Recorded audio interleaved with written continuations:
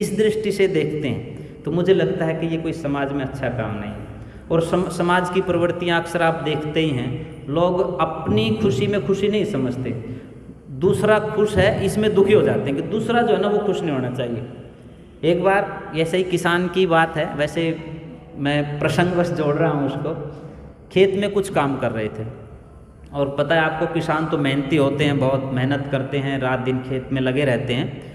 तो एक कहावत है कि वो बड़े जैसे ही मेहनत कर रहे थे तो उनकी पत्नी खाना लेकर के गई, तो कोई एक साधु उधर से गुजर रहे थे। साधु उनके पास बैठे और वो भूखे थे, तो किसान का तो ये स्वभाव होता है कि वो किसी को खिला करके खाता है। तो उन्होंने कहा कि बाबा जी कुछ खाना हो तो खाओ, रोटी आ रखी हैं, नहीं तो फिर मेरे को खानी, मैं खा के फिर अपना काम करूँगा। तो उन्होंने कहा भाई भूख तो मेरे को भी लग रही है, खिला दो जो कुछ भी है। तो उनको रोटी खिलाई तो बाबा जी खुश हो गए। बाबा जी ने कहा कि मैं जो है आपको एक टाली दे करके जा रहा हूँ और ये बड़े काम की टाली है, ये टाली आपकी मनोकामना पूरी करेगी। आपको मन करे गाड़ी मंगवानी है तो गाड़ी हाजिर हो जाएगी, पैसे मंगवाने हैं तो पैसे हाजिर हो जाएंगे, आप कुछ भी मांगेंगे वो आपके लिए तुरंत हाजिर हो जाएगा। कहले जी ये तो बहुत अच्छी है। जब चलने लगे तो थोड़ी सी दूर जाने के बाद फिर पीछे से आवाज़ लगाई कि एक बात का ध्यान रखना है। कहले जी क्या रखना है? कि ये आप जब इससे कुछ भी मांगोगे, आपके घर में एक आएगी, पड़ोसी को वो दो मिलेंगी।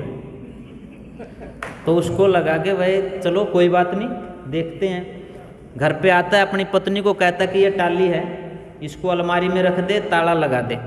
टाली कब बजानी है, कैसे बजानी है, ये फैसला मैं करूँगा, तू अपने से फैसला मत करना, कहीं कुछ भी फैसला कर दे, और इसकी विशेषताएं ये हैं। तो बोले जी ठीक है। अगले दिन फिर खेत में गए, जैसे बारिश का मौसम आज हो रखा है तो ऐसे ही बारिश का मौसम हो गया, थोड़ी थोड़ी बूंद गिरने लगी। तो माता जी को खाना बनाने में दिक्कत आई क्योंकि लकड़ियाँ भीग गई थी। पहले तो गैस नहीं होती थी, लकड़ियों पर बनाते थे खाना।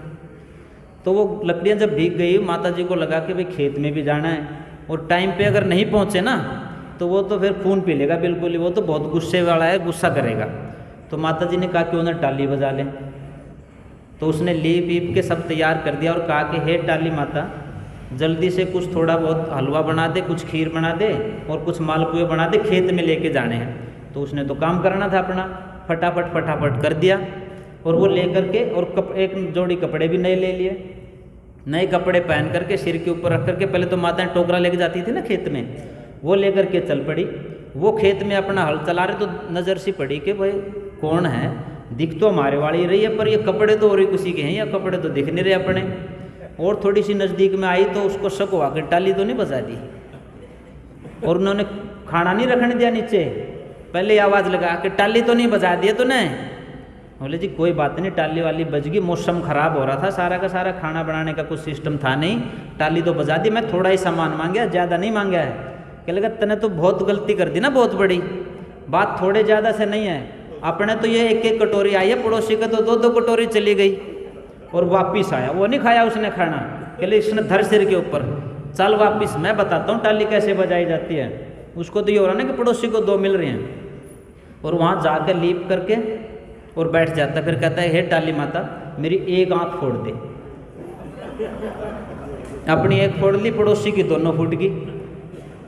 और कह रहा है कि मेरे घर के सामने एक कुआं खोद दे। उसको तो एक आंख थी, एक कुआं था, दिख भी रहा था पड़ोसी के सामने, दो दो कुएं खोद के, उनकी दोनों फूटी हुई थी। और जैसे ही, और फिर कह रहा है कि मैं लेट करके ऐसे लेट लगाता हुआ बाहर निकलूं, लेट लगाता हुआ वो तो बच के निकल गया, पड़ोसी धम कुएं में उसमें डल गए सारे के सारे। और अपनी पत्नी को कह रहा है कि ऐसे बजाते हैं टाली। समाज का जो सिस्टम हो रहा है कि मैं अपने सुख में कितना सुखी हूँ, ये होना चाहिए। वैसे तो संतोष जिसको कहते हैं ना, अपने अंदर संतोष जो है, यदि हमारे जीवन में संतोष है, हम सेटिस्फाइड हैं किसी भी चीज़ से, उससे बड़ा जीवन में सुख कोई नहीं है।